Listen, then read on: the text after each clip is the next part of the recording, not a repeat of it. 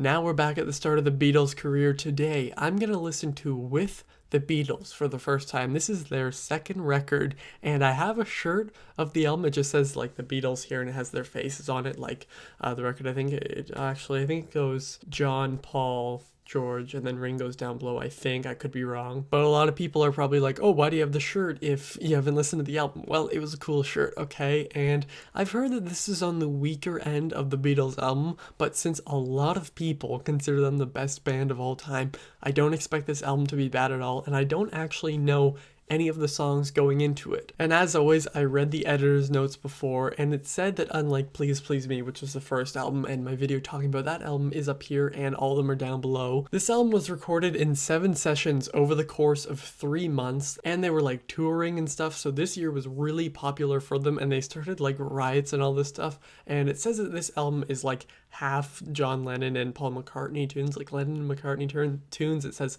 some of them are collabs, some of them are individual, and then half covers. So I'm interested. I guess we'll see where it ranks amongst. I'll probably like it the least, but I'm interested to see if this is my least favorite or if it's just really good overall. And I was wrong. It goes John, George, Paul, and then Ringo. We have 14 tracks here. The album is 36 minutes, including the 15th track, which is really just the documentary of like the With the Beatles documentary. They have them at the end of all the albums, and I do listen to them. All the songs are pretty short, but that's just how it was back then. I've talked about it many times, but Sgt. Pepper's kind of changed that, but I'll be back in about 36 minutes.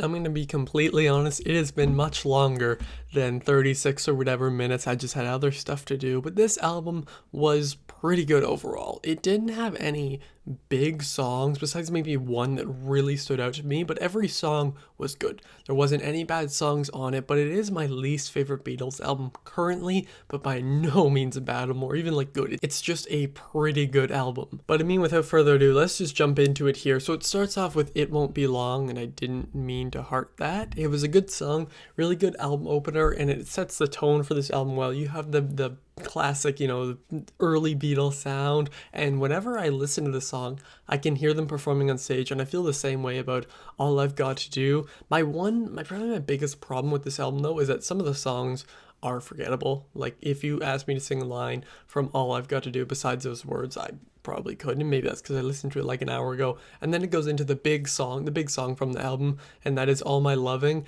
and this was easily one of the best ones. I really love this song. This one's definitely going on my playlist, and I'm going to listen to it a lot. And then Don't Bother Me was a very good song. I think George Harrison wrote this one. I think it said it uses repetition a little bit too much, and some of the other songs do, but I didn't really mind that. And then Little Child was a good song. It was a little when I was like, what the hell, why is there a song called Little Child? And some of the lyrics are like, ooh, this is a little bit weird.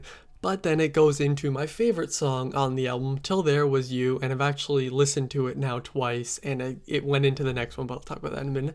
This was my favorite one. I think that the vocals really stood out on this album to me. I mean, they do it. They're great on all of them, but especially this one. And this one really just stood above all the others for me, and they kept saying Starr. Star's like such a British thing. And then it went into Please Mr. Postman. And I was like, wait, I know this song. I know this is a cover of, I think, one of the artists on like the Motown label. I think I read that somewhere. But when it started playing, this vine came into my head. Wait, oh yes, wait a minute, Mr. Postman. I was like, whoa, this is awesome. This is one of my favorites. I think they like turned it into like a Beatles style version of this, and I thought it was really good. And then Roll Over Beethoven was, I think, a Chuck Berry cover, if I'm not wrong, and it was really good. Hold Me Tight. Again, it uses repetition a lot. It wasn't one of my favorites. Same with You Really Got a Hold on Me. Again, they're good songs, just I don't really have much to say about them because they didn't really stick in my head. And that is why it's my least favorite of the Beatles albums. And then I Want to Be Your Man. I was like, yeah, this song's good, but you have lyrics that say I want to be your man in a different song. I want to hold your hand. And then number 12 here we have Devil in Her Heart, and this one was really good actually. I really enjoyed this one. Maybe it's because those last 3 were like good but weren't like super special like some of the other ones. I don't think this album has like some of the best Beatles songs besides Till There Was You, so maybe that's why some of them seem much better than others. But again, this was a good album. Devil in Her Heart was one of my favorites, and then Not a Second Time was also really good. Just kind of forgot a little bit about it. And then Money, That's What I Want was a great like closer to the album. The last track on their albums normally, besides maybe Rubber Soul, and Rubber Soul's my second favorite Beatles album, seems to be like really, really good. Now Run For Your Life is a very good song, except the lyrics are a little scary in a way. But Money, That's What I Want, in brackets of course, I always do this, but it was a really good ending, and then the documentary is always fun to watch. But overall, With the Beatles was a pretty good album. It was easily the weakest Beatles album I've heard, because not a ton of the songs stood out to me, although I did enjoy a lot of the songs, whether that's the originals and the covers. My favorite, as I said many times, was Till There Was You. I just think it's a very beautiful song, and it's gonna climb up as one of my favorite Beatles songs, although I say in like every video, there's just so many that when I say one of my favorites, I mean like top 20, top 30. And there were even some great covers. Please Mr. Postman was really good, and I like the ending of it. There are a few times where the album does kind of drag in a bit. I was like, okay, when is this gonna kind of pick up? But I do think this was a good album, and I'm gonna give it a 3.5 out of 5. I think that is a solid rating. And next up is A Hard Day's Night, and what I'm gonna do is I'm gonna watch the movie and then listen to the soundtrack. I think I found a way to watch the movie, and then I'm gonna listen to the soundtrack, because I know not all of the songs are written. Maybe I should listen to the soundtrack before the movie and all that, but I do want to watch the movie before. But tell me what you think of this album. Is it on the lower end of the Beatles album, or are you kind of different and you like this one even more? Let me know all that in the comments down below, and I'll see you guys next time. Over and out.